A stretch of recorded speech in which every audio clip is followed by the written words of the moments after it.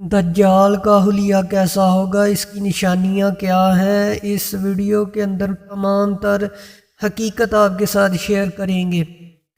دجال کو جھوٹا مسیحی یا جھوٹا خدا بھی کہا جاتا ہے۔ دنیا کے ہر مسلمان کا اس بات پر ایمان ہے کہ دجال اپنی طاقت اور فریب کے ذریعے تباہی لائے گا۔ حضرت محمد صلی اللہ علیہ وسلم دنیا کے سب سے قابل اور جانکار انسان ہیں۔ آپ صلی اللہ علیہ وسلم نے دجال کی کئی واضح نشانیاں بتائی ہیں، جبکہ مغرب میں اسے اینٹی کراسٹ کے نام سے جانا جاتا ہے، جو دنیا بھر میں اپنے شعبہ سے تباہی پیدا کرے گا۔ نبی کریم صلی اللہ علیہ وسلم کی تعلیمات کے مطابق دجال کا ظہور قیامت سے پہلے اور دنیا کے آخر کی دنوں میں ہوگا۔ اس کا مقصد دنیا سے اسلام اور اس کے پیروکاروں کو ختم کرنا۔ دجال اللہ کے ماننے والوں کو اپنی بندگی پر مجبور کر کے انہیں جہنم میں دھکیلنے کے لیے آئے گا۔ دجال کے فتنے سے بچنے کے لیے نبی کریم صلی اللہ علیہ وسلم نے بارہا اس کی نشانیوں سے آگاہ کیا، واضح بتایا کہ دجال کیسا دیکھے گا اور اس کی نشانیاں کیا ہوں گی۔ آپ صلی اللہ علیہ وسلم نے فرمایا، دجال ایک آنکھ سے کانا ہوگا، وہ ایک جگہ نہیں رکے گا، اس کی رنگت سرخی مائل سفید ہوگی، اس کی پیشانی نمایاں، گردن بہت زیادہ چوڑی ہوگی، اس کا قد چھوٹا ہوگا اور کمر میں کب ہوگا، اس کے باوجود وہ بہت طاقتور ہوگا، وہ عام انسان کی طرح نہیں چل سکے گا۔ دجال کے گنگریلے بال ہوں گے جو سر سے سانپوں کی مانند لٹکے رہے ہوں گے۔ دجال ایک مرد ہوگا اور اولاد پیدا کرنے کی صلاحیت سے محروم ہوگا۔ اس کی پیشانی پر دونوں آنکھوں کے بیچ کاف فے آر لکھا ہوگا۔ درجہ بلا نشانیوں کی وضاحت ذیل میں کی گئی ہے۔ حضرت حذیفہ رضی اللہ تعالیٰ عنہ سے مروی ہے کہ نبی کریم صلی اللہ علیہ وسلم نے ارشاد فرمایا، دجال بائیں آنکھ سے کانا ہوگا، اس کے بال گھنے ہوں گے، اس کے ساتھ جنت اور جہنم بھی ہوگی، اس کی جہنم حقیقت میں جنت ہوگی اور اس کی جنت حقیقت میں جہنم ہوگی۔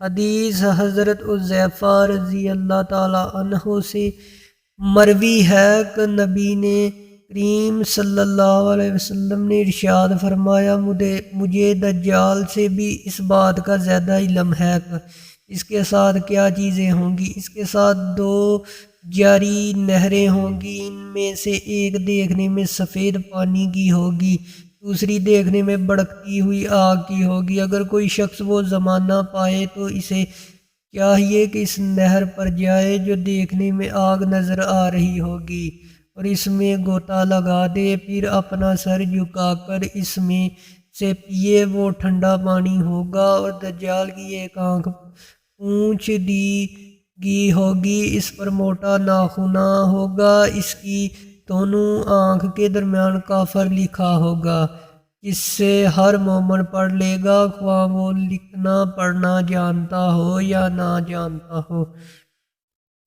اس حدیث کی تشریح میں سب سے پہلے تو دجال کی آنکھوں کی کیفیت کو واضح کرنا مقصود ہے۔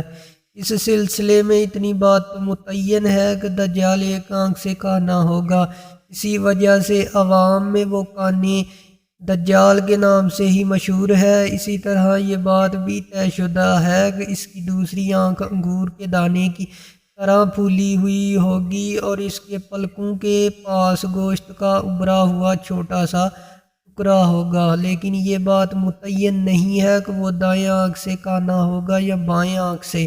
اسی طرح اس کی پھولی ہوئی آنکھ کون سی ہوگی، احادیث کی روشنی میں اسے متعین کرنا خاصا مشکل ہے، کیونکہ ایک حدیث میں فرمایا گیا ہے کہ وہ بائیں آنکھ سے کانا ہوگا اور ایک حدیث میں فرمایا گیا وہ دائیں آنکھ سے کانا ہوگا۔ اس بنا پر اس کی دوسری آنکھ کی کیفیت بھی متعین کرنا دشوار ہے۔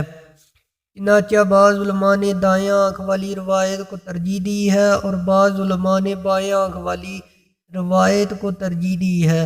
اس نکارہ کا رجحان اسی دوسری رائے کی جانب ہے جس کے مطابق دجال بائیں آنکھ سے کانا ہوگا۔ اکثر روایات میں بھی یہی آتا ہے کہ اسی طرح یہ بات خود بخود متعین ہو جاتی ہے کہ اس کی دائیں آنکھ پھولی ہوئی ہوگی، جسے بعض روایات میں انگور کے دانے کے ساتھ تشبیہ دی گئی ہے اور بعض روایات میں اسے موٹا ناخن سے تعبیر کیا گیا ہے۔ حدیث میں اس اضافی بات یہ بھی بیان کی گئی ہے کہ اس کے بال خوب گھنے ہوں گے۔ دوسری بات یہ دجال کی ان کے عیبدار آنکھوں کے درمیان اللہ تعالیٰ اس کے دجل فریب اور جھوٹ کو ثابت کرنے کے لیے اس پر لفظ کافر لکھ دے گا۔